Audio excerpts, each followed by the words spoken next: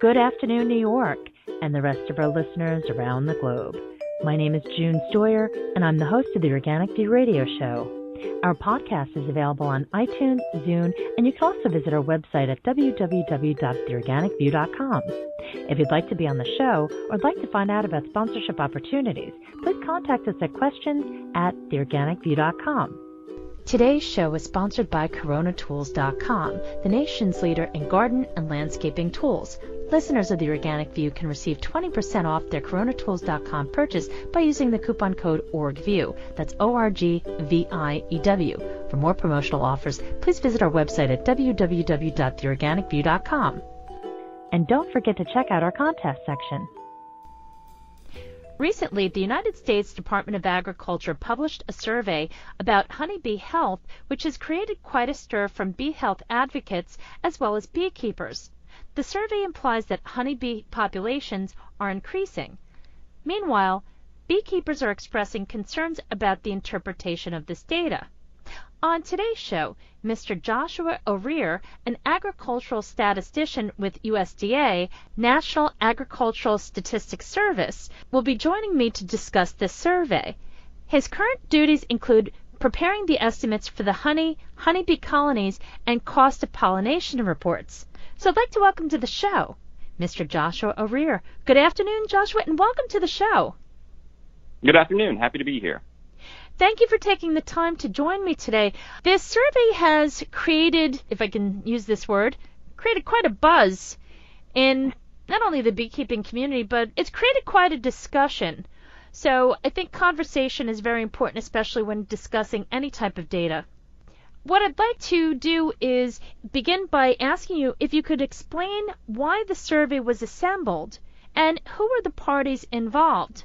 And also, if you could tell us who is responsible for the analysis of the numbers and the release of the figures to the media. The report started when we were working on the Pollinator Research Action Plan, which was a document produced by USDA and the EPA.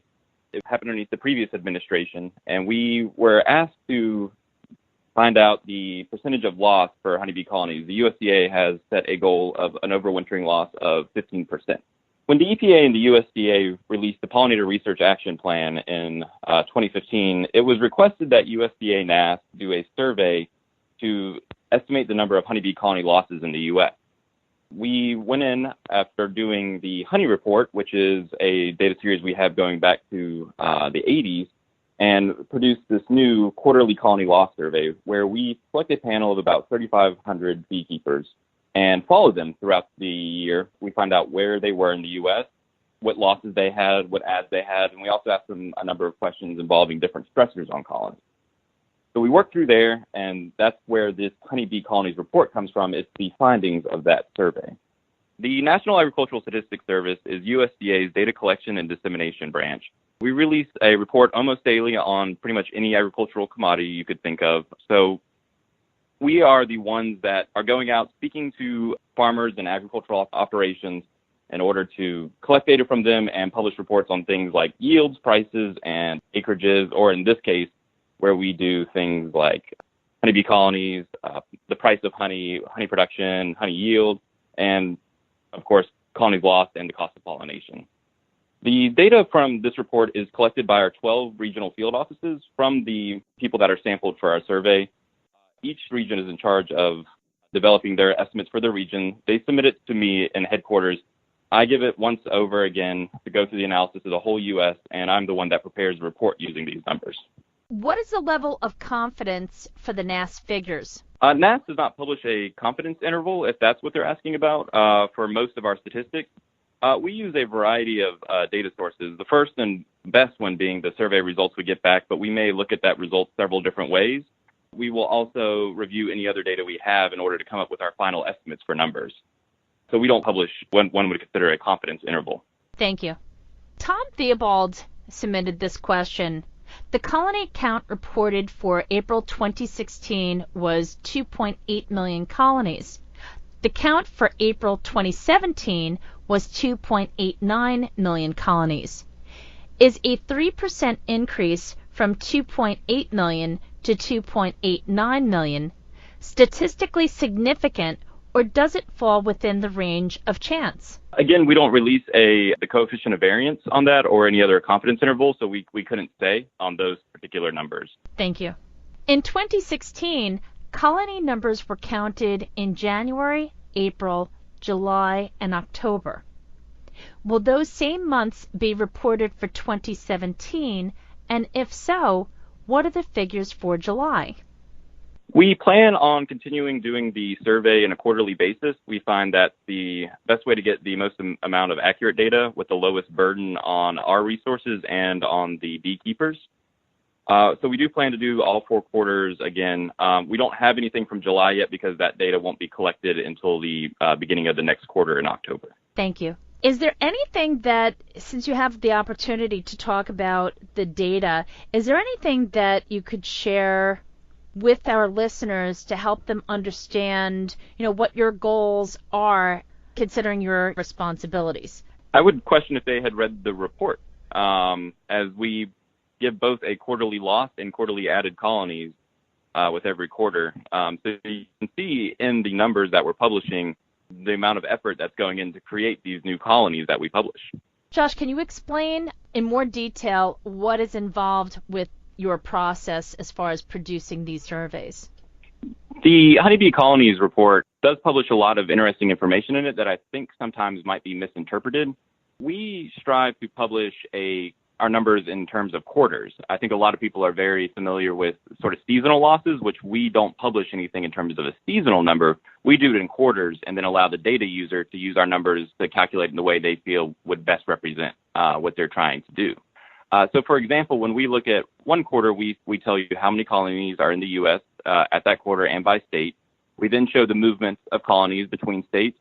We look at the lost colonies. We then do added colonies. So when beekeepers are doing their splits or adding colonies to their operations, we're showing that number to show the amount of work that's going in to rebuild these numbers.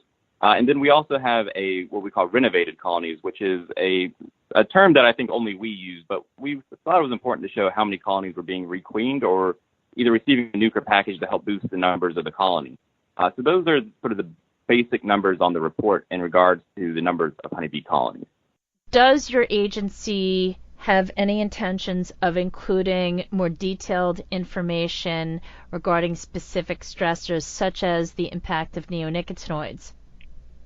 The data we publish on stressors is coming directly from the beekeepers themselves. We question the beekeeping operations, how many of their colonies are affected but not necessarily lost due to the following factors. So when we're collecting that data on varroa and pesticides, it really depends on what data can be reported to us by the beekeeper. NASS does not maintain a lab, or we don't do any follow-up testing on that. This is fully based on what's being reported to us by beekeepers. So if they're not fully aware of what's affecting their colony, they may be putting it as unknown, or they may not always be accurately putting everything in there because there may be some factor in there of the beekeeper not understanding what's truly affecting their colony. In terms of NASS going forward, that's sort of outside of our realm. So at the moment, we don't have any plans to expand that because, again, it's fully based on what beekeepers are able to report to us. In addition, does your agency have any intentions of including any information about the actual growers? Because you have the beekeepers on one hand, but the crops that they're pollinating, that's the other part of it. Last year, we published the Cost of Pollination report, which gave the per acre and per colony price for pollination for various crops across the U.S., and we plan on publishing that report again this December. Thank you. We've received numerous communications from our listeners in regards to the status of honeybee health populations in America. And I guess the best way to put this is there's an impression that the public is seeing this as everything's fine, there's no issues with their honeybees. And we know that that's not the case. So what would you suggest to our listeners as far as any type of additional research or exploration? Well, it's hard for USDA and NASS to come out with a trend yet, as this is only the second report in the data series. So we don't really know what a baseline is yet for U.S. honeybee numbers. We have published in the past numbers as part of the Census of Agriculture, which does a total inventory in the U.S. on December 31st. But unfortunately, from this data series, it's just too new for us to see anything really emerge. I think it is important to note that throughout the year, we do see increases and decreases, and that we publish our loss numbers in terms of the quarter. So when people see things such as an increase in numbers, and they still wonder, well, how could you go up if honeybees are dying? Well, if you look within the quarterly data, you'll actually see that there's sometimes very large losses, such as October through December 2016 had a 17% loss. That's just colonies that had died. So I think it's important that when people review our report, that they make sure they're seeing everything in there. Thank you. Josh, I just want to say thank you so much for taking time out of your very busy schedule to come on the show and to provide our listeners with a more in-depth explanation of what this survey entails. I really appreciate your time. Thank you very much. And folks, thank you for tuning in. Please check out the companion article, which will appear on theorganicview.com. Thank you for tuning in. This has been June Stoyer with the Organic View Radio Show. Have a great afternoon.